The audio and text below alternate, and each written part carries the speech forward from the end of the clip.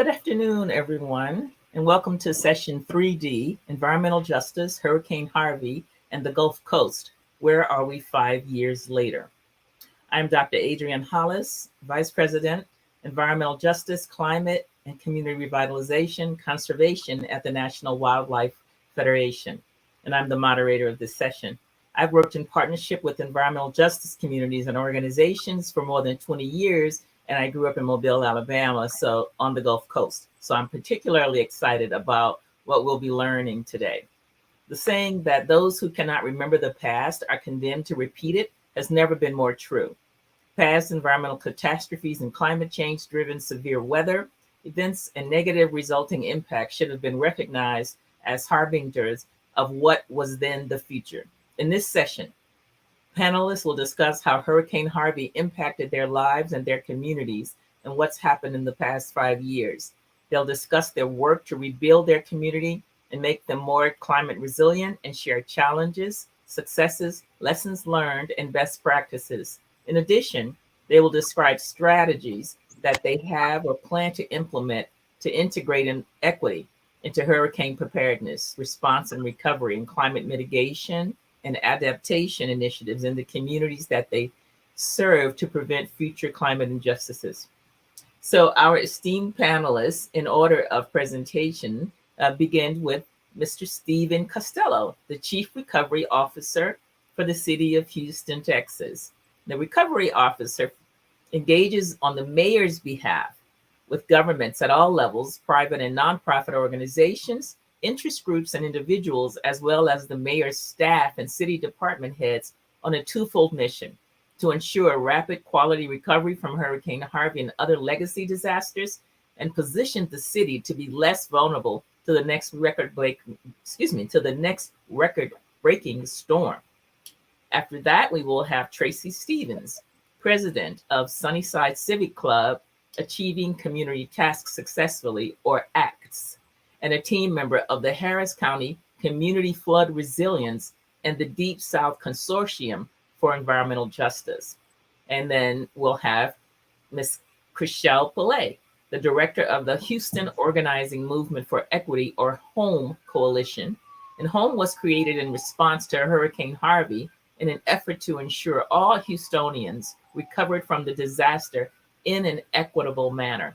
And I would invite everyone to peruse the bios link on the 2022 symposium page. So, Mr. Costello, I'm going to turn it over to you. Thank you, everyone. Thank you very much. Thank you for the lead in, and I appreciate everybody's interest in joining us for today's session. If we could load up the PowerPoint. In advance of discussing this, as you can see, this is a 4-year report. What my office puts together for the mayor and city council is recognizing the annual event.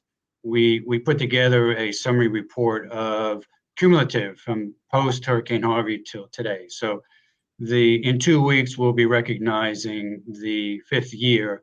And so we'll be updating this report. But I wanted to just walk you through this report because it describes the process and procedures that we deal with on the federal and state level as it relates to recovery and resiliency. So if we go to the next slide. The next slide really shows, it's an illustration of the priorities that the city has in recovery. And you'll see several items there. HMGP, which is Hazard Mitigation Grant Program for resiliency. Public assistance is FEMA's assistance during recovery. Housing is CDBG disaster recovery, which is funding we get from HUD. Policy is what we're going to be talking a little bit about, is what the city's doing in an initiative in anticipation of another event. And then the CDBG MIT, which is a new program that the Congress had funded HUD, and HUD is now participating in what we call recovery capital projects. So if you go to the next slide. So this slide identifies the 2 components. To the left, you'll see recovery, and to the right, you'll see flood resiliency. And the way this works is that federal dollars flow from 2 agencies. One is FEMA, and then the other is HUD.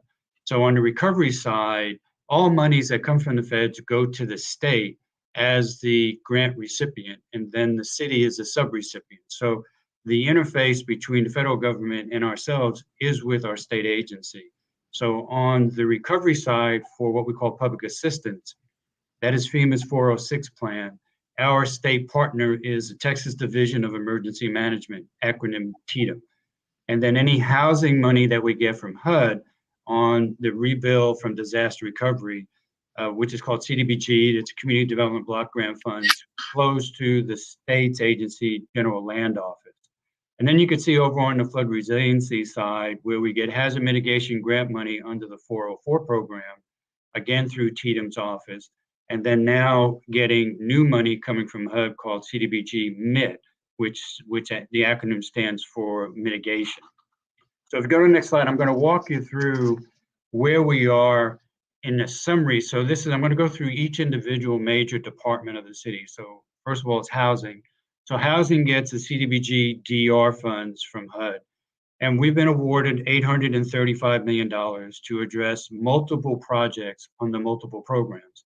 And what's highlighted here is the successes all through year 0 through 4 on homeowners assistance, home buyer assistance, small rental program, multifamily, public services buyout. This is all related to helping people that were impacted by the disaster that are needing housing.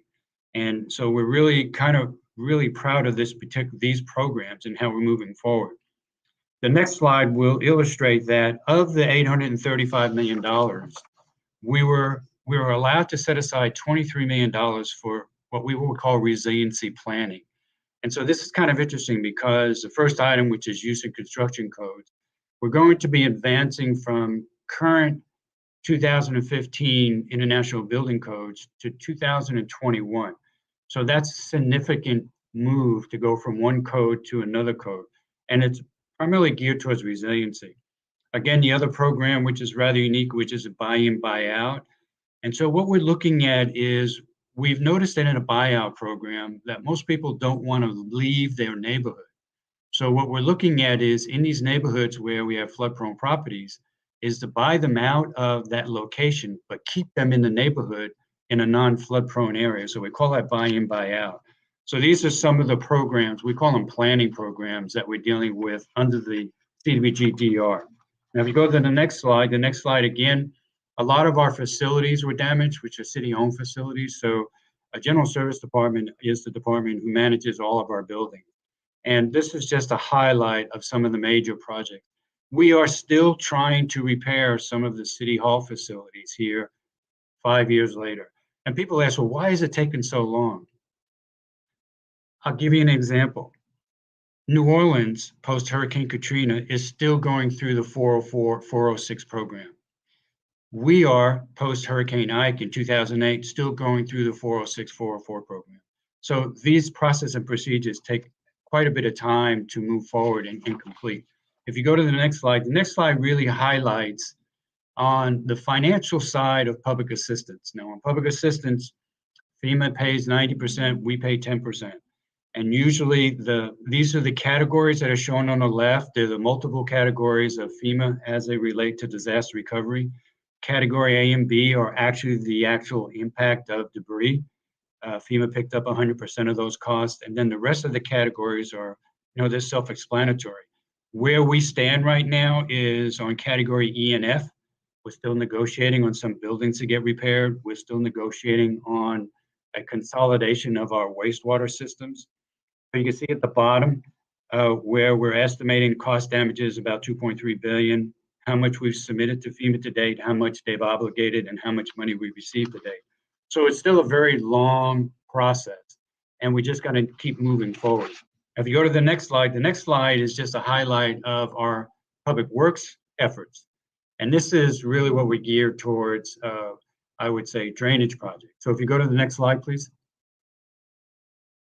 Yeah, and so we have them categorized by size of project. So 42 capital improvement projects. Those are major drainage related projects that take 2 to 5 years to construct. And then next tier, $124 million are the much smaller localized projects of about $3 to $5 million, take 1 to 2 years. And then 124, what we call SWAT, which is a program we created in 2017 post-Hurricane Harvey, which stands for Stormwater Action Team, is to go into these small isolated areas where we have pockets of nuisance flooding, and we do a quick turnaround, and we're able to redo that analysis and build the project in less than a year. That program was initially funded by the city with $10 million annually. Now it's being funded with over $40 million annually. So if you go to the next slide, again, this is some of the other stuff that really Public Works has been working on. And what I'd like to direct you to is, in terms of resiliency, we're doing a lot of home elevations now. So this is where areas are subject to frequent flooding in the floodplain, but the people don't want to leave, but they're willing to elevate their homes. And so we work with the federal agency, FEMA, and our local state agency for funding to participate in an 80-20 cost share match with the homeowner to elevate homes. But the real part of this, I think is the guts of it, is the regulation part. Post-Hurricane Harvey, we modified our floodplain ordinance. We're adopting a new rainfall data for design criteria, and we're strengthening our building codes in response to our anticipation of another rainfall event. So if we go to the next slide really just kind of highlights some additional work over the past year. We've gotten quite a bit of money from FEMA for hazard mitigation. We've also gotten quite a bit of money from the state as direct allocation to the city for other work that we're doing that's not related to Harvey, but does have a tremendous impact for our community to the northeast. So I'd be happy to explain any of that if anyone has any questions.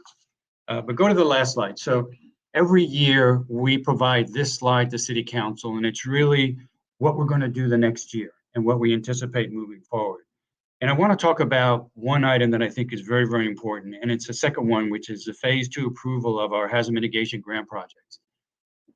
FEMA awards these projects and they allocate the money, but they only give you money for the first phase. And then you have to do a benefit cost analysis to support the project before they give you money for construction. There's been a long debate about the equity of the federal process relative to benefit cost and how it impacts communities of color, how it impacts underserved communities where the value of their homes is less than the value of other areas of the city. And so we've had an ongoing debate both internally as well as externally with the federal government of the possibility of modifying how they do the BC analysis relative to community equity. And I know that's an ongoing conversation that FEMA is having internally. The other one I'd like to point out to is the fourth one down, which is proceeds with design phase for selection of CVG mint projects. As I said earlier, money flows from HUD directly to the state agency, the General Land Office, and then to the city. We've been advocating for HUD to directly allocate money to the city, bypassing the state. And it has nothing to do with the inefficiencies of the state. It's really, in order for us to deliver projects quicker, it's much better if the money comes directly to us. So in 2015, we were awarded money post an event we had in 2015, and we're delivering those mitigation projects right now. Post Hurricane Harvey, with the CDBG MIT funds, we got a direct allocation of a little over $61 million, and we're applying those to 5 capital improvement projects to get those delivered, bypassing the state, bypassing the administrative procedures that the state requires. So that's really what we're advocating for. The other one I want to point out to is to go down to the next one, 2 down, which is removing a multifamily apartment. So we recently spent $38 million buying a 500-unit apartment complex that was in a floodway. And people would say, well, how did it get in the floodway? Well, if you recall, the flood insurance program was created in the latter 70s. Our maps weren't available to us till 1981. So you go back and look at the development of the city. Over 70% of the city was already developed when the maps came out. Relative to this particular apartment complex, it wasn't in the floodplain when it was built. It was built in the early 70s. Maps came out, it was in the floodplain. Updated maps came out years later, it was in the floodway. Updated the maps several years later, it was deeper in the floodway. So you can't blame the developer or the city for allowing development to occur. It just happened that way. So We're taking the initiative now in these multifamily complexes that are in the floodways to buy them out. And fortunately, the $38 million that we used to buy them out was HUD funds from DR17, CDBG DR17. Plus, we got half of the money from our sister agency here, Harris County Flood Control District. So not only do I work closely with the federal and state agencies, I work very closely with our sister agencies here locally, because there are opportunities where we can pursue projects collectively and achieve the same goal. So I'm real excited about that. The one thing I do want to point out, before Hurricane Harvey, we had floods in 09, we had floods in 18, 15, and in 16. But those floods were isolated in an area of the city. The city is 620 square miles. So 2 years after the event, people are back living their lives. 90% of the people weren't impacted by that flood. Hurricane Harvey changed that dynamics because it impacted the entire city. And so now flood infrastructure, flood resiliency is on the minds of everybody, even 5 years later. And that's what's so unique about what happened in Hurricane Harvey. And that's why we're very concerned about having an extreme event again, and how we're trying to position the city much better in terms of future recovery. So I'll end there. I know this will be available to the attendees of this event, and so I look forward to answering any questions as we move forward. Thank you. Thank you so much, Mr. Costello. Now we'll hear from Tracy Stephens. Hello, everybody, and thank you for letting me join y'all today, and I'm honored to be here. Could you pull up the first slide? Thank you. I am a research board member for the nonprofit organization ACTS here in City of Houston, Pleasantville community. Next slide. Here's a little background about our organization, founded by Miss Bridget Mary, and our present status. Next slide. And again, this here is for everybody. If you want to go back and check and see exactly what our mission statement is and what our organization entails and what we're doing. Next slide. I'll start right here. The questions that were presented to me was about specifically the Pleasantville community located in Houston, Texas, which is approximately 2 miles from the city from the Port of Houston. So if you would go to the next slide. This here is a map of the toxic chemicals and chemical facilities in Harris County.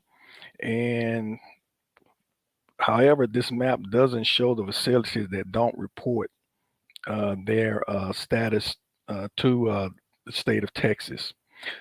Big problem with the TRI is most chemical information is protected by our state attorney general and Homeland Security.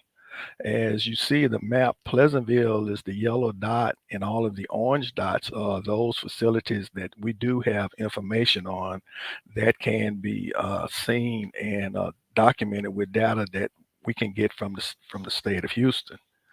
From the state of Texas. Next slide.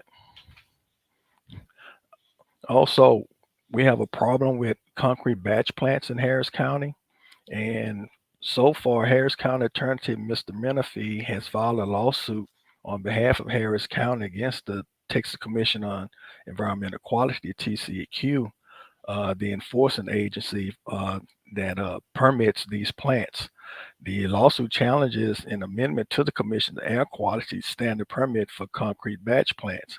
And again, the history and the data also shows that the majority of these facilities are placed in or close to our Black and brown communities.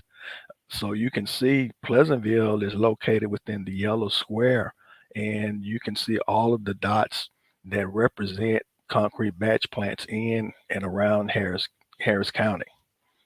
Next slide. This map right here, these maps right here are the crude prevalence of air pollution related chronic diseases in Harris County. But looking at these maps regarding health and disease, you can see that the dark blue areas are almost identical in each map, which represents Black and brown communities. The white areas to the left of the map are more the affluent white communities. You can also see that the lighter area looks like an arrow. That is just about in every map that you see on the slide, and plus you can see the yellow circle with the red arrow points and marks the Pleasantville community. Next slide. Post Harvey assistant. We work with nonprofits to assist residents with mucking efforts. We help residents also receive funds. We've directed services and other coordinated food distribution, nonprofit assisting with minor home repairs. We've scheduled meetings in the community with the City of Houston Department of Housing. We've also organized, intervened with the State Journal Land Office to maintain housing standards. And this is an ongoing process, and we still advocate for this to this point, to this time. Next slide. This right here is one of the projects for the Port of Houston 2017 Harvey Proposed Partnership Project, where you'll see the Pleasantville community estimated project is $28 million. That's for stormline improvements on several streets, a proposed detention basin, and also you'll see the Harvey Street lily pad estimated at $22 million, which would be a community center for the area, and also that entails the bridge to get the people to and from. This is one of several plans that has been put on hold in the process of getting approved. We continue to have plans and studies, but at this point, no funding to mitigate flooding in the Pleasantville community and other sections of the City of Houston. Next slide. Community assessment survey that our organization performed in the community. Importance of disaster preparedness, CDC CASPA methodology was used, recovery from Hurricane Harvey, Winter Storm Uri, and the COVID-19 pandemic. Next slide. Community survey results are here, where you can see 48% shared that they had damage to their home, 45% said no damage, then there was 6% DNK, then in household reporting damage, repair status, 33% completely repaired, 39% somewhat repaired, and 22% not repaired at all. The community has been putting together a disaster preparedness plan. This plan has numerous categories and would need a variety of government entity support, including support from our elected officials and outside vendors. And we've been working on this disaster plan in partnership with Texas Southern University, which has been a great help to our efforts and our ongoing advocacy for the community. Next slide. Here are some of the results reported following Winter Storm Uri. Households reported being without power and running water for 7 days, maximum of 30 days, maximum of 90 days without running water. And you can see the pie chart to the right. 41% of households reported paying out of pocket for repairs following both Hurricane Harvey and Winter Storm Uri. Next slide. How do we help others to address these issues? Next slide. Air quality. Pleasantville's first community-led air monitoring network in the state of Texas. We have approximately 7 air monitors installed, including a weather station. Our collaborative partners, Environmental Defense Fund and Texas Southern University, which our monitors measure PM 2.5, and we are soon adding new VOC monitoring in the community. Just approved by TCEQ and EPA is to install a FM monitor in the community by the end of the calendar year of 2022. This will be located approximately in the middle of the community. The community is approximately 3 miles square, and this monitor will be located in one of the schools, which is next to the Judson Robinson Community Center. And also, we still have involvement and engage others to speak on recommended policy changes at the TCQ Sunset Review in 2022, which the community and ACTS did attend. Next slide. Flooding efforts. Our research has identified multiple contributions to flooding in the Pleasantville community. Freeways. We have the I-10 freeway and the 610 freeway going to the ship channel, which the community drainage system is shared with TxDOT drainage system. Right there is a big issue that we are in constantly contact with TxDOT on maintenance and repairs to the system. Also, the loss of natural drainage pattern. The Harris County flood control drainage ditch system that used to drain the Pleasantville community was blocked with the installation of the freeway and also the addition of one of the dredge sites, which is on the east side of the 610 community. The community is landlocked by the railroad system. We have a railroad system on the north, past railroad system on the west. We have a railroad system that's to the south. And one of the other big issues that we have with that is that EMS, the fire department, as well as law enforcement, have issues with being landlocked by railroads because there's no way for EMS to enter the community when there is an emergency unless they go several minutes, which is several miles out of their way, which is around the 610 freeway system. And also the old infrastructure system. We still waiting on the city of Houston to fund the last 3 phases of their stormwater drainage project, which only phase 1 was completed. Also, the community was part of Harris County Flood Control District study to install a stormwater detention facility to help mitigate flooding. This study was in partnership with the city of Houston also. Next slide. Flooding efforts. ACTS has pursued multiple sources, all levels of government, Bayou City Initiative, Houston Galveston Area Council, and preparing for future disasters, disaster management training. Next slide. Port of Houston Project 11, which is the Port of Houston project. We work collaboratively with the Healthy Ports Community Coalition. We have direct communication with both the Port of Houston and Army Corps engineers. We also prepare port community residents for meetings, and we also work to mitigate impacts that will be possible that would affect the community. Next slide. Port of Houston project. The project is very personal to the residents of Pleasantville. As you can see, in 1957, there was a breach for the Glendale dredge site on the southern boundary, which flooded homes in the community.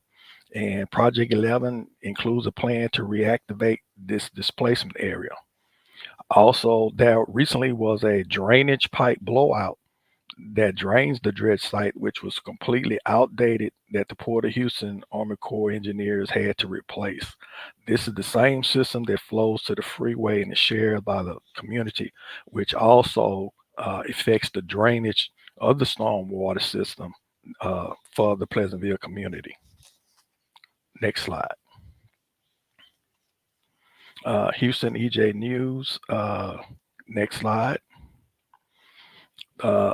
And here recently, the Department of Justice announced an environmental investigation for illegal dumping in Black and brown communities. there you can see some of the pictures from the community about the illegal dumping issues. And also there is the information for you to read later on about what is going to be filed and what has been brought up, and there's their official statement. Next slide. The EPA, another article to investigate TCQ for alleged civil rights violation in concrete batch plant permit process. This again is one of the main issues that we've been having here in Harris County, and not just the city of Houston. But I would like to say that as a former city of Houston employee for almost 30 years, there are issues with not only these two services, but also other services. But this is a problem that has to be addressed on all levels, because this is not only a local city issue.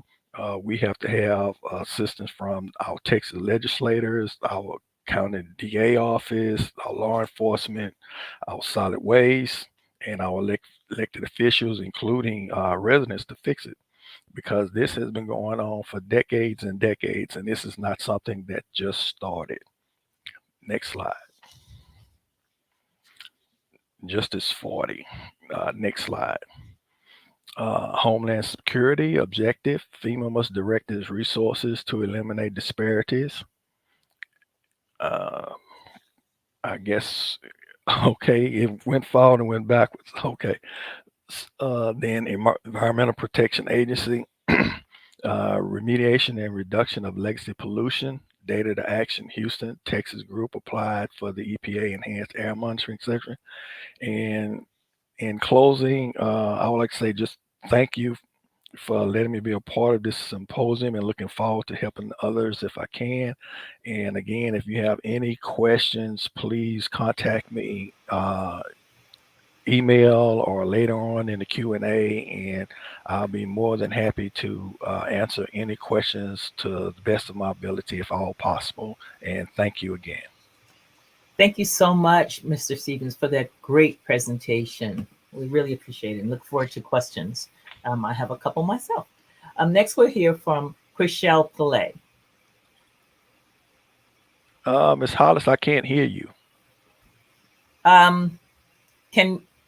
Hilton, can you hear me?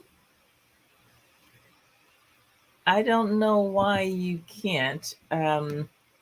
Chrishelle, can you hear me? Yes, I can. Okay. Please, you have the floor. Well, thank you. Good afternoon, everyone. Thanks again for having me here today. I'm Chrishelle Palay, and I'm the Executive Director of the Home Coalition. And today we'll be discussing the trajectory of Hurricane Harvey through the lens of the communities on whose behalf Home Coalition works. Next slide, please. The Home Coalition, which stands for Houston Organizing Movement for Equity, is a coalition of about 19 organizations who collectively fights for an equitable recovery from disasters like Harvey. We were actually formed and created in the midst of Hurricane Harvey as we pulled together, recognizing that we could get more done together. So we focus our efforts on housing, flood mitigation, environmental justice, and labor by leveraging our expertise, which includes policy advocacy, legal enforcement, direct services, and all of our work is driven by real-world and grassroots organizing efforts. Next slide, please. So we are very clear about who we serve, and those are the communities who are most affected following a disaster, which happens to be low-income communities of color, many who were facing long-standing inequities prior to Harvey, communities that have been dealing with flood resiliency prior to Harvey. So today, as I discuss what we've seen over the last 5 years, I will be speaking through the lens of these communities and what they've experienced through Harvey's recovery. Because before disasters became a repetitive natural occurrence, these communities of color were feeling the direct brunt of discriminatory practices and policies that continue to be perpetuated even today. Next slide. So let's get started. The ultimate question that we're trying to answer here today is, what has changed over the last 5 years? So the short answer is, while there's been some change, there's also a lot that stayed the same. Next slide. So first I'll share what we can say is good news. We received the largest federal appropriation of funds for disaster in Texas, the CDBG DR and MIT funds, which Mr. Costello mentioned earlier. So these are funds, the federal funds that are specifically earmarked for disaster recovery and flood mitigation. The city of Houston was allocated $1.2 billion and Harris County $1.1 billion to serve the areas. And additionally, for the first time, Congress appropriated $15.9 billion to create the CDBG MIT, so Community Development Block Grant Mitigation Funds, in 2018 following Harvey. The state of Texas was responsible for allocating about over $4 billion of those funds to impacted jurisdictions.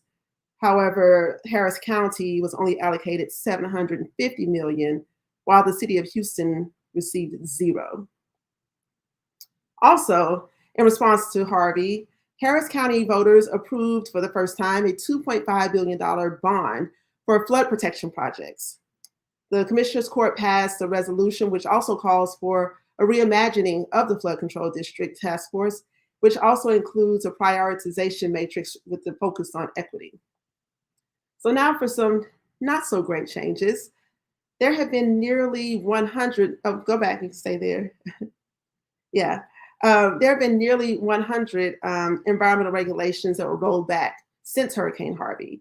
And all of these rule reversals affect air pollution and emissions, extractions, water pollution, and more. So this is extremely significant given African Americans are 79% more likely than whites to live where industrial pollution poses the greatest health danger. And if Harvey wasn't devastating enough on its own, recovery efforts also came to a grinding halt as we navigated through the height of the COVID pandemic and experienced further exacerbation of Harvey. And I would be remiss if I did not mention the racial uprising following the murder of George Floyd, and how Black households whose homes were still unrepaired were reminded of just the ongoing racial disparities that continue to be perpetuated in Black communities. Next slide. So while we've experienced various changes at many levels, many things have also stayed the same. Vulnerable communities continue to be exposed to environmental hazards at higher rates. So imagine your home being destroyed by Hurricane Harvey. And all you want is to live in a safe, secure home for you and your family. But for Sandra Edwards, she's yet to see this today. And this is Sandra Edwards in the upper left-hand corner of your screen.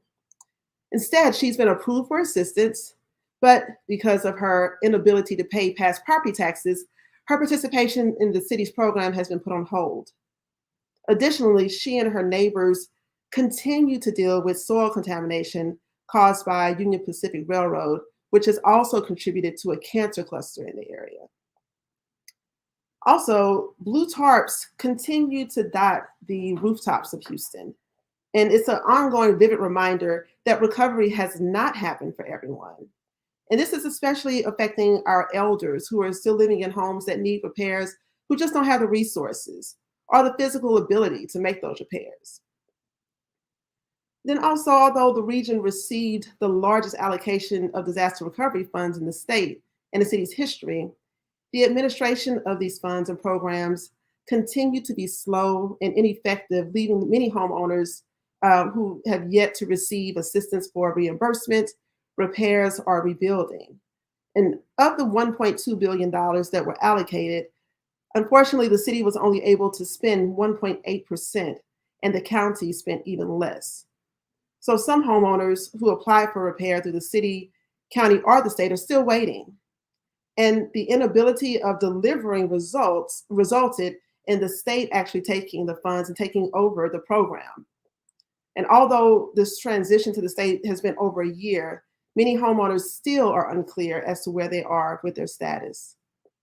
And lastly, one thing that stayed the same is that Harvey continued to perpetuate inequality and widen the income gap. Next slide, please.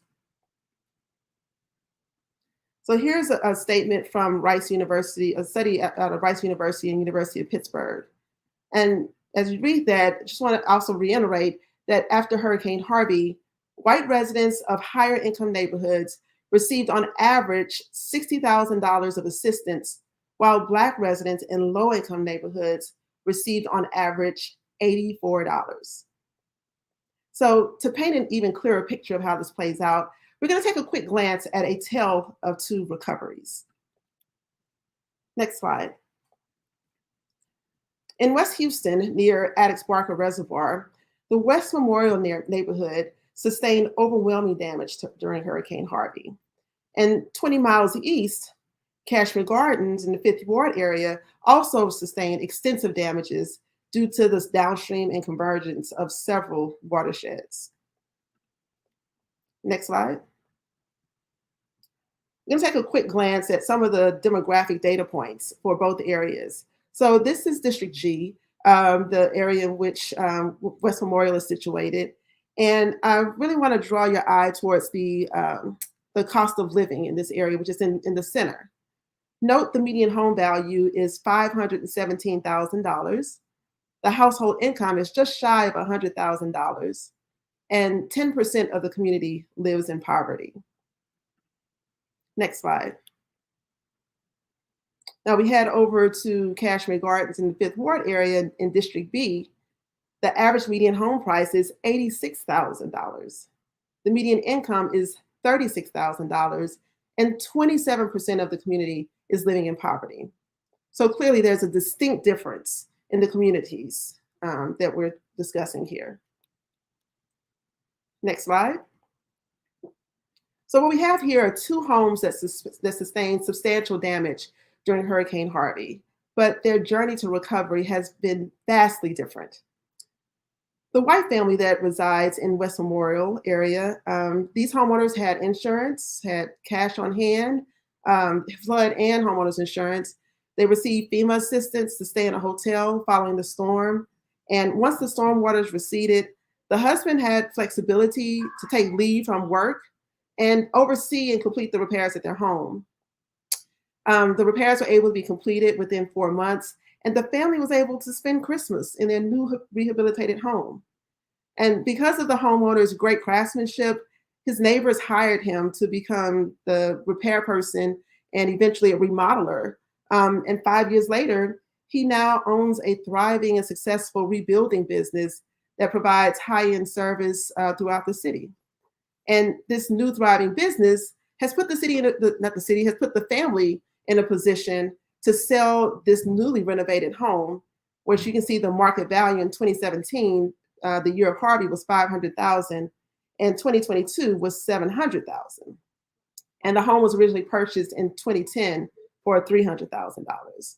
So we can see here just how that family was able to recover. But if we look at the family on the right, they also endured Harvey damage. And after waiting for repairs for other storms, they were really trying to figure out what the next steps they were going to take. They had homeowners insurance, but no flood insurance, so their homeowners claim was denied. The elderly husband attempted to make minor repairs, but they just ended up being just patch jobs because he really couldn't afford to do any substantial repairs. So they applied for recovery assistance at the city of Houston, and then the waiting game began. And finally, after waiting for over a year, they were approved to have their home rebuilt, and they were just waiting to officially sign the contract to get the process underway. Then the husband suffered a massive heart attack and died. Their appointment to meet with the city was scheduled 2 days after his homegoing service. The now widow shared with the city that her husband had died, and the city informed her that she would now have to go back and they would have to resubmit her application and would need his children from a previous marriage to deed over their father's ownership to her. So in the midst of her grief and frustration, she's just given up. And at this point, she has no idea what she's going to do. And I also want to call your attention to the stark difference in the accrual of their home value. In 2017, it was right at $44,000, and in 2022, the market value is $86,000. So, as illustrated here, the incremental opportunities and resources or lack thereof plays a major role in wealth attainment. Next slide. And on a personal note, I took these pictures, and these are pictures actually of both of my next door neighbors in Cashmere Gardens. Both of my neighbors applied for assistance. Both were denied. One due to the inability to become current on their property taxes, and the other due to title issues because he is not on the deed. So both of them got denied, and both of them today remain in extreme need. Next slide. So what would a just recovery look like? What would it look like for everyone to be able to recover in an equitable manner? So we created, our team of us, along with some community members, came up with the 4 rights. And just quickly, just to go through these, the right to choose, where disaster survivors should be able to choose where they live or relocate to an area where it's safe and accessible. The right to stay means that the disaster survivors must have the right to stay or return to a neighborhood that has adequate storm protection. The right to equal treatment means that survivors must be treated equally and fairly by government in the recovery process. And the right to have a say is at the core of our democracy.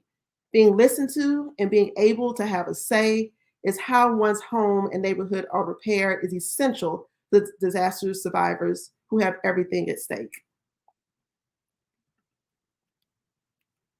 Next slide. And all of this is undergirded with equity. And this is the definition of equity that we use, is that equity ensures barriers are overcome by providing resources to individuals, giving them access to the same opportunities as the general population, and letting them attain their maximum potential, where everyone has an opportunity to thrive. Next. And I'd just like to thank you for your time here. So I look forward to any questions that you may have during our Q&A. Thank you. Thank you so much, Ms. Palay. Wow, what a powerful presentation.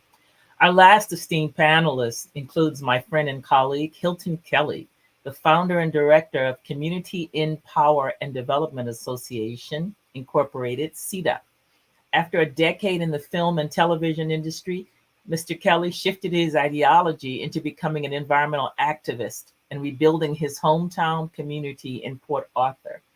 This began with the founding of Community in Power and Development Association, Incorporated.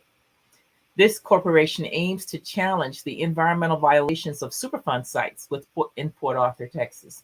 By collecting data from emission sources, Mr. Kelley has created an educational program to inform the community about the toxic burden they bear.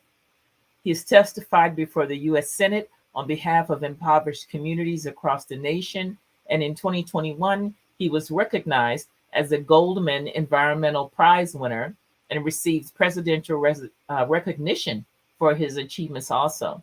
And again, I direct you to the bios link on the 2022 symposium page for more information on these fantastic panelists. Mr. Kelley, the floor is yours. You have to unmute. Yes, hello. Can you all hear me now? Okay, excellent. Well, it's very nice to meet you all. Thank you for having me on this panel. As stated, my name is Hilton Kelley, founder and director of the Community Empowerment Development Association. And I'll start my presentation on by saying exactly what's happening in Houston, Texas is parallel to what's happening in Port Arthur, Texas when it comes to fair treatment after Hurricane Harvey. And once again, here we are 5 years after Hurricane Harvey, and many of our citizens are still without housing. Many of our citizens are still displaced in other cities like Dallas, Louisiana, and other states like Louisiana. Port Arthur has a long way to go when it comes to recovery from Hurricane Harvey. Many of our neighborhoods are still in disarray, and particularly in our elderly communities. There is a community called El Vista Village here in the city of Port Arthur. And in El Vista Village, many of our retired elderly teachers, policemen, firemen, plant workers lived in that community. But because it was an old community, and that community has been around since Jim Crow. This community really was put in place during the Jim Crow era in West Port Arthur. And this was a place where only African Americans could live, literally on the other side of the railroad track. Now, we go back to the Emancipation Proclamation when it was signed, in 1865. Well, what happened then, even though we became free, but free to go where? Free to live where? We could not live in more affluent communities. We could not live in city limits. So we were forced all the way across this state, from Florida into Texas. We were forced to live in the low-lying areas. We were forced to live in the Mississippi deltas and in the lowlands in Louisiana and also here in Texas. And in Texas, it is the west side of Port Arthur. Now, on the west side of Port Arthur, it's historically known that that was a low-lying area. There's lots of marsh areas. There's lots of swamps and whatnot, but yet we learned to thrive in those communities. We built our houses in those communities. We built farms, and we raised our families, and we learned to coexist in those low-lying areas. But back then in the 60s and 70s, it wasn't as severe as it is now when it comes to storms. What we are seeing now is a unprecedented number of hurricanes coming ashore in the city of Port Arthur. Over the last 3 years, I think Port Arthur has been hit by 5 separate hurricanes. Okay, now just 2 years ago, we had Hurricane Laura that was earmarked for the city of Port Arthur, but it veered to the east and went into Lake Charles, Louisiana, which we've been doing work in that area as well. But yet Port Arthur is still reeling from the damages of Hurricane Harvey, and in some cases, Hurricane Ike. But yet there's been very little done to help bring many of our citizens who have been displaced home. There's been very little activity when it comes to new housing being built in our community. Yes, there's been talking about managed retreat, but as stated earlier, many people would love to stay in their community because we have a culture here. We have a way of life that we enjoy. And yet I believe that it's critically important that we find ways in which we can assist communities that are on the coastal areas, because by assisting communities on the coastal area, what you're doing is helping us to fight. You're giving us the ability to help sustain, build sustainably, and to protect our coastlines. Can you imagine if everyone just decided to retreat to the inland, further inland to the heartland, and everybody would just abandon our coastal areas? Then who would be there to help build sustainably? And so I think there should be options on the table when it comes to people either retreating from coastal areas or choosing to stay. For those who choose to stay, let them and assist them with being a part of the resiliency when it comes to building. Help them to be that sustainability force that is going to help rebuild and shore up our coastal areas. This is what needs to happen. What I'm going to do right now, I would like to just share with you all just a few pictures. And if I could, I would share my screen so you can see it. Let's see here. I'll go ahead and slide here and share screen.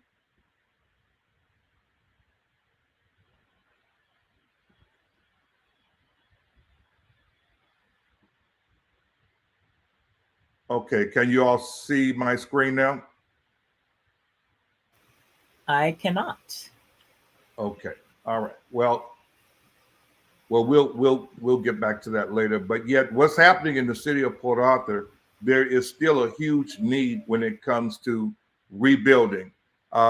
We have about 15% of our elderly population that is still in need of their own housing. Many of them are living with relatives and friends, either here in the city of Port Arthur in different parts, or they are living in other cities. About a year and a half ago, the city of Port Arthur had an opportunity to get $25 million from the state.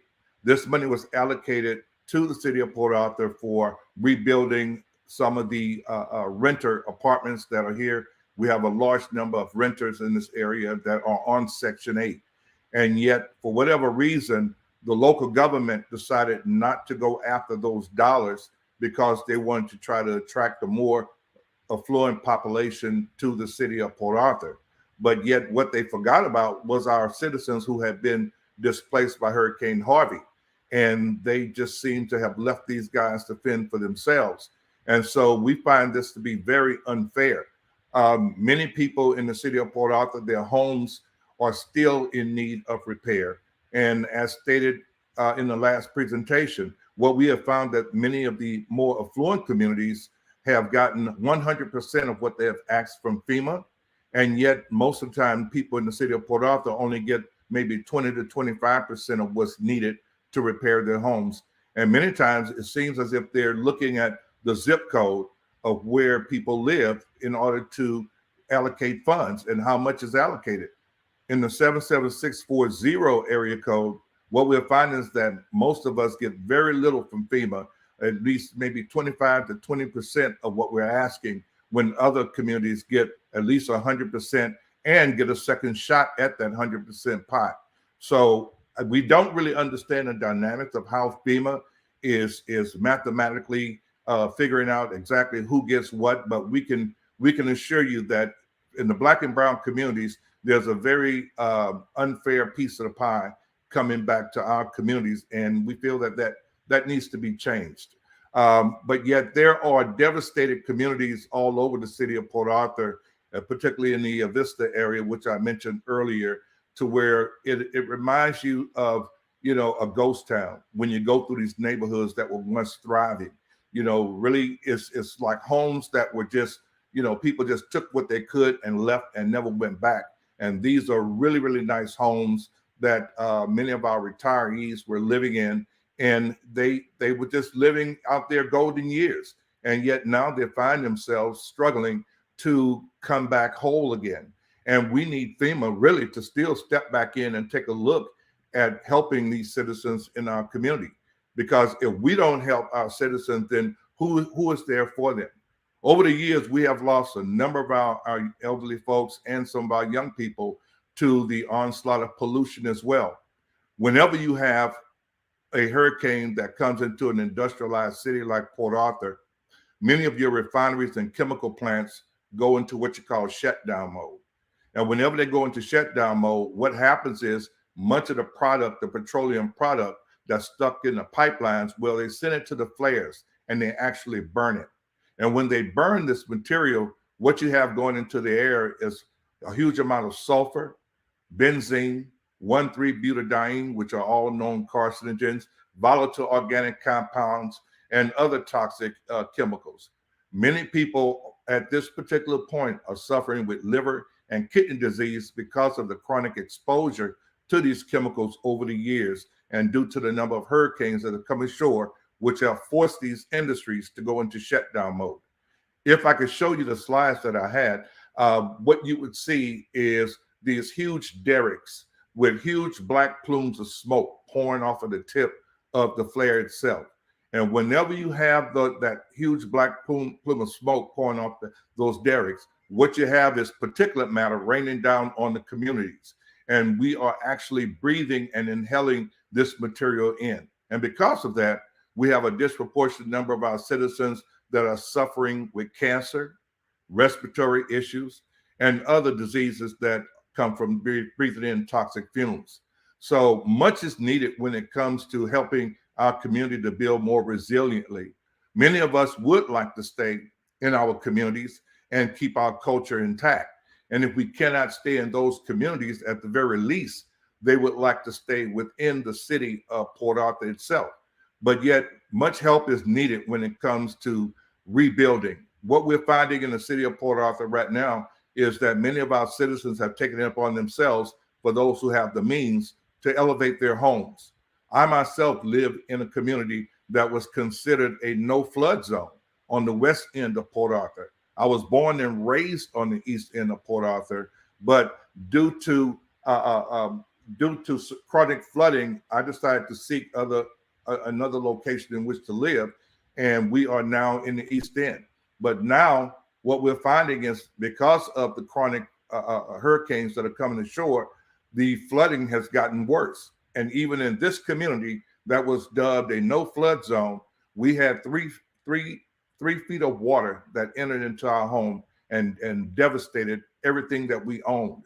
And so we found ourselves in the situation as well. Me and my wife and our grandkids found ourselves having to rebuild. And so there is much study I know that needs to be done. We know that global warming is real. We know that we must do everything that we can to push industries to reduce their toxic emissions because it is contributing greatly to the ground level ozone. And whenever you have large amounts of ground level ozone that stretches across the nation and even around the world, collectively, what this does is assist in keeping our planet warmer. And as our planet continues to warm, what we will find is that we will have more severe storms. We will have more fires. We will have more hurricanes. And this is something that must be battled, not just on a national level, but a global level. But yet, when you bring it back home to just Port Arthur, which is what I'm speaking on, Port Arthur, Texas is in dire need of assistance. And if we can get FEMA to take a second look at Port Arthur, and if we could get industries to take a look at the amount of toxins and ground level ozone emissions that they are releasing, what we will find is that this is a chronic problem that must be addressed, not only on a local level, but on a state level and a federal level. So I would hope that by this symposium being put together, that we can share this information with those in power and help them to understand what our communities are still dealing with. Many of our elderly people, and I cry out for them more so, because they are in desperate need of housing. Many of our moderate to low income home dwellers are in need. Our single mothers are in need of housing. So much more is needed to come back from Hurricane Harvey. And I'm hopeful that this season that we don't have to deal with a Hurricane Harvey. We're just really getting into the hurricane season. And yet we are basically preparing ourselves. It's on the news every day to prepare for the next hurricane. And every year we have to bear those stressors. Every year we have to go through this. And we're hoping that at some point we can change the dynamics of how our industries operate and reduce the impacts of climate change. Thank you. Thank you so much, Mr. Kelley, for that wonderful presentation. And thank you all. This has been a great panel. So we're going to open up for questions now. And the first question is actually for Mr. Stephens.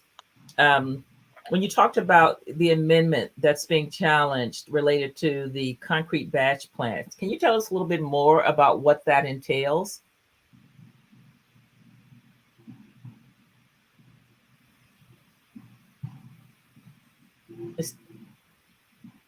Mr. Stephens, can you hear me? Okay, while we address that, we'll go on to Ms. Palay. When you talked about the inaction, the blatant inaction, do you have some ideas, some reasons for inaction and some possible ways to address the gap in action? And is there a way to prioritize the issues and who, is there a way to prioritize the issues? I have so many questions. Wow, that's a loaded one. Okay, so you're asking about the inaction? That right. Do you have some your own opinions on why there are inactions? Why there are inactions? Well, I think that a lot of it has to do with kind of status quo and kind of like business as usual. And it's going to take a lot of courage, I'll say, to kind of shake the bag up and to do things differently. Mm-hmm. And so, systemic racism is real. It's ingrained in so much of what we do on a daily basis, things that we don't even know. And so it's to me, it's about stopping and taking an assessment of the differences, the discrepancies, and really evaluating why and what it will take to actually start to bridge those gaps and being very intentional about it. They're all. I mean, we don't long for any policy recommendations. There have been various, numbers of brilliant minds that have gotten together and come together to talk about policy recommendations and what could be done. But there are resources that are needed, and there is a political will that has to take place in order for these things to get moving. Thank you. And Mr. Kelley, you said that the very similar thing is happening in Port Arthur. Can you give us some possible reasons for inaction there? Well, once again, I mean, Texas is a red state, as we know. And I believe that because of the stronghold when it comes to Republican districts, Port Arthur basically is a Democratic town. And Randy Weber is our congressman. And we just don't have any strong representation when it comes for support in our community. Yes, we had a few of them come through the community and they visit First 6th Street Baptist Church, shook hands with a few pastors. But when they left, no one left a check. No one left a number saying, this is who you call to help rebuild your community. So until we have a voice at the table and someone to fight for our communities and to get the funding we need, then we're going to be continue to be treated as second-class citizens. And the more affluent areas that have a tendency to vote Republican seem like they get more attention. I hate that the fact that it's politics are playing in this, but I think it is. I think that politics play a key role in what communities get fed and what communities don't. Okay, thank you so much, Mr. Kelley. Mr. Costello, you talked about a buy-in, buy-out program, which sounded really great. And I was wondering if you could tell us a little bit more about it. How does it work? Does it have community input, or has it started, or is this a part of the plan? So we actually have created the program, but we reached out to HUD to allow us to use some planning grant money to formalize a particular program. And we're going to be reaching out to community leaders to have a frank discussion about it. We have a lot of existing lots that exist throughout the city that the city owns as a result of giving back lost tax dollars or everything else. And we call them Laura lots. And so we actually have properties that we can move these people to in the same community, as long as we can get them out of harm's way. Everyone has their own opinion of whether or not they want to stay in a specific house and whether or not it's advantageous to rebuild at that same location. Mm-hmm. But we think it's, as long as you provide the financial resources for them to relocate, and that doesn't necessarily mean just buying a house. That means getting a realtor to help them locate a house in the neighborhood, helping them with moving costs, things like that are in addition to the actual buying of the house itself. One of the challenges that we've had that Ms. Palay brought up about the home repair program or the rebuild program that now GLO is working on. GLO is coming to a specific neighborhood where the house needs to be rebuilt entirely. And they're basing it on the number of occupants in that household. So if you have two people that raised a family that are now senior citizens who had a 3 or 4 bedroom home, but there's still only 2 people that now live in that house, and the government general land office from the state of Texas decides we're going to rebuild that house because there's only 2 of you there, you're only going to get a 2-bedroom house. Well, we have been arguing for a couple of years now that that's detrimental, number one, because that family, that's their asset, that could be their life savings moving forward for their kids. But also it changes the dynamics of the neighborhood they live in.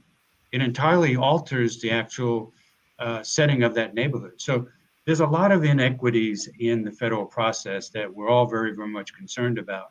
And that's why, if you notice during my presentation, we are advocating for the federal government to do direct allocations to the city for those types of problems that we can avoid, and also be able to deliver recovery in a much quicker fashion by bypassing state agencies. Mm-hmm. Thank you so much, Mr. Costello. And I'm sorry, Ms. Kelley. Can I add a little something to that, please? Sure. Yes, I mean, even even if the general land office decide to allocate funds to the cities to disperse those funds throughout the city, I think that it's critically important that there is a community voice at that table. I think that there need to be some serious oversight, even on a local level, as to how that money is spent.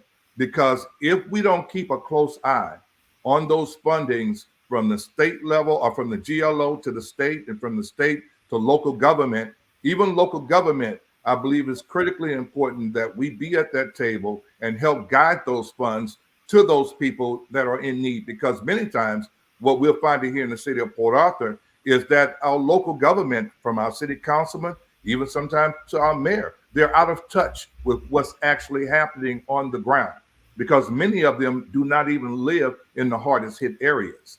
So it's critically important that you have a voice from those heavy impacted communities at the table. Yeah, good point. Thank you, Mr. Kelley. I think that goes with what Ms. Palay said. One of her areas was the right to have a say. And I specifically wrote that down because I was thinking about partnerships with communities and how needed that is. Mr. Stephens, can you hear us now? Mr. Stephens? Okay, I have so many questions. I was trying to.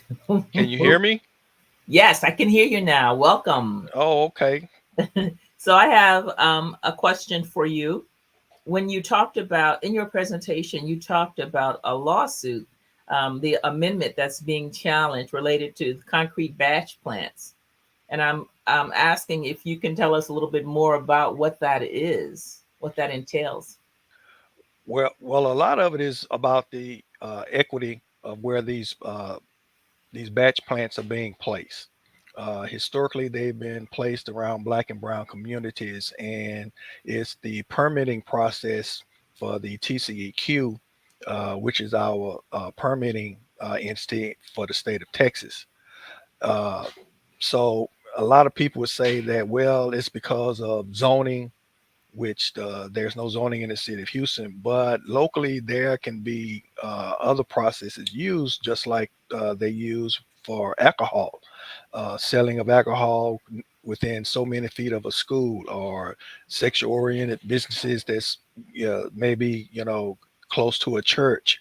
So that can also be used in that process for not allowing these facilities to come into our neighborhoods.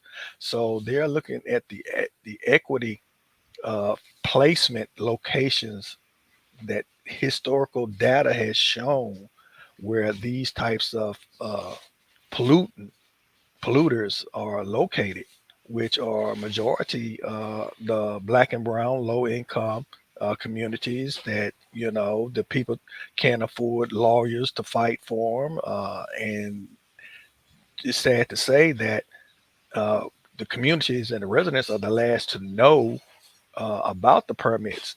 A lot of the time when we find out is when somebody word of mouth, and the applications have been already processed and they're in several stages of the permit that has already been allowed, and then you have to try and fight going backwards when it should have never been permitted in the beginning. So there are tools that the city and county can use, just like I was saying, for what you don't allow next to churches, what you don't allow next to schools, certain types of businesses, ban using local city ordinances and county as well, which we don't have to wait on the state and the elected officials, or the ones that know firsthand of what's coming to their communities, and the residents are the last to know, but the elected officials are representatives of the residents that they are in their districts. Mm-hmm.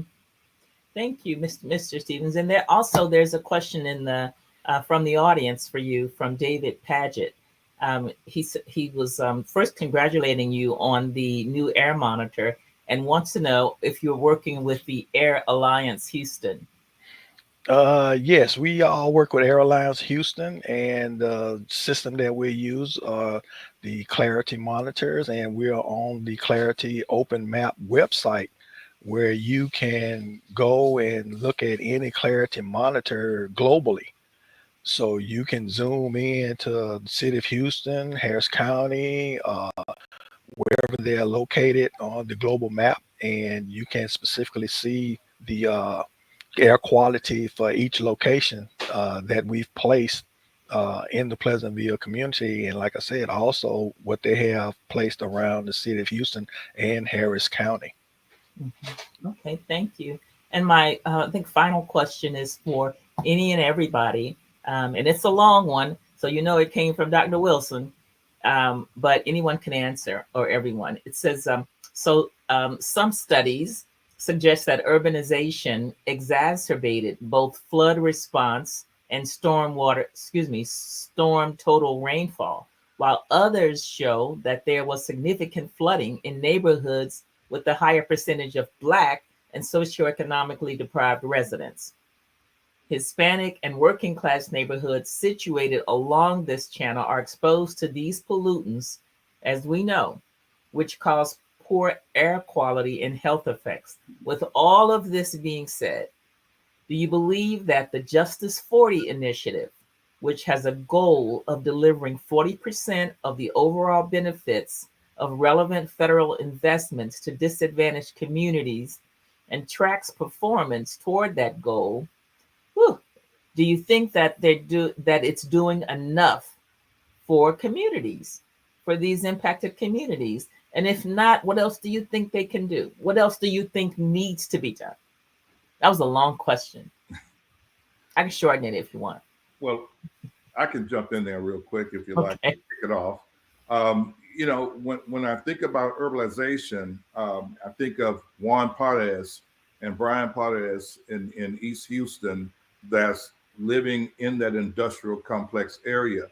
There is so much industry there to where it would take much, much more than Justice 40 to help clean that area up and to get rid of all of the blight that's helping to contribute to some of the health impacts and to rebuild that community. But there's so much concrete concentrated in that area and around the Houston area to where there would have to be a total replanning of landscape and land use in order to really, really get it in a position to where it could be almost like flood resistant, if you will. But yet it's going to take trillions of dollars really to help rebuild communities like the East Houston area to really get it back where it needs to be and to be more resilient when it comes to flooding. Oh, thank you. Thank you, Mr. Kelley. I can kind of jump in there, and I kind of echo those same sentiments as Mr. Kelley, is that Justice 40 is not enough. That is just simply one of the tools that can be used to move the needle. Some of the other things to consider, and I'll go back to kind of what I shared before, is that there has to be a political will to actually say that this is a priority. There has to be real public investment, not just planning, but actual public dollars that are invested in communities that have long been disinvested. There must be expectations and requirements when it comes to public-private partnerships. Right now, I know that there have been, we have a long history of having various tax abatements where infrastructure for development projects are subsidized, but there's no benefit to residents that are most impacted. So how do we comprehensively, take an approach at this to get to the crux of the issue? Thank you, Ms. Palay. I'd like to just real quick, I'm a drainage guy, and I've been in the drainage business for over 40 years. So I'd like to talk a little bit about the flooding issue. Okay. It's common knowledge that the federal agency, FEMA, is underfunded, and they lack the political will to invest in mitigation to prevent flooding or to mitigate from it. For every dollar invested in mitigation, they prevent $11 of damages. And so when we look at the federal government and the investment in protecting against flooding, particularly as we all acknowledge that climate change is really changing the dynamics very much so, we need to figure out a way to do that. Now, what most people don't realize is flooding has really two components. One we call regional flooding, which is the bayous and drainage ditches and rivers that take the water away from the system. But then there's the urban flooding. I mean, we could literally get flooded from a thunderstorm because of our infrastructure is inadequate, and that we shouldn't just rely totally on the federal government for infrastructure investment. We should rely on ourselves to rebuild our communities. So, we have to go hand in hand. And I've always said it's all about money. And when we have the money, then we can figure out how we prioritize where we're going to spend the money. But that's been the biggest challenge I've had since I've joined the mayor's staff in 2016 is where are we going to get the funds to do this work? Right. And the other problem is that years ago we didn't have the technology to get a better understanding of where water goes, and so development was occurring everywhere. And now, as we have much better technology, we have a much better engineering understanding of how water flows, that a lot of the communities where development has occurred probably should have never been built in those areas. And now we're having to try to figure out how to solve those problems. So it's a combination of issues of ills in the past and what we're learning in the future. Thank you, Mr. Costello. I think that given what we've learned and heard specifically from Ms. Palay about income differences and all of that, the question of communities rebuilding, it begs the question, right? Affordability, and not just accessibility, but the ability to afford to rebuild, as we've heard today. I wonder. Well, I'd like to just chime in a minute. A lot of the problem with our flooding is that, okay, you have to get the water out the community to the larger systems. The Harris County Flood Control District is working on theirs, but again, that's money. But majority of our flooding that we have here is that a lot of times the water don't leave the community. You got to get the water out the community to the larger systems. Some communities here, I know personally, the system hasn't been touched in over 50, 60 years. And so you don't invest in the repairs and the maintenance as you go along, and you neglect it. And so when you do get to it, the cost is astronomical, or either you don't have enough money to do it. So it continues to be neglected. And that's not the way to do it. You have to maintain your system as it goes along, just like you would do your car. If you don't change the oil in it, when the motor locks up and goes out, it's going to cost you that large cost to replace the motor. But if you had spent that money doing the maintenance throughout the years, it would last you longer and you would be better off. Now, a lot of working in the city and working with the county, our drainage system, yes, it needs work. It needs a lot more money, but we need more investment on the local level, and we need it in the communities, and we need routine maintenance. We don't need just a big project 5 years, then you wait another 5 years and do it again. We have to put back those routine maintenance practices back into maintaining our stormwater drainage system. Now, we've implemented fees, we've implemented ordinances, and a lot of that is not being implemented, and that needs to be worked on in order to help us with what we have, because like I say, some of our communities look the same as they did 50 years old, still had the same drainage system they had 60, 70 years old, and we just can't continue to go that way. Thank you, Mr. Stephens. And before our session is forcibly ended, I do want to say that, we could talk about this for so long. I know everybody has more they'd like to say. I have more questions, but I want to really thank each and every one of you for your willingness to be here and to talk frankly with everyone and to share what's happening from all perspectives. So I just want to say thank you. And, this is I think one of the, if not the best session that I have attended, even my own. No, I'm just kidding. So But thank you so much. thank you. Thank you. Guys, Thank take care. everyone. And one other thing, our levee systems have to be upgraded. Lake San Raven, that water flooded from the north, flowed all the way across I-10, all the way to the Gulf. Let's do something with the levee systems. Thank you, Mr. Kelley.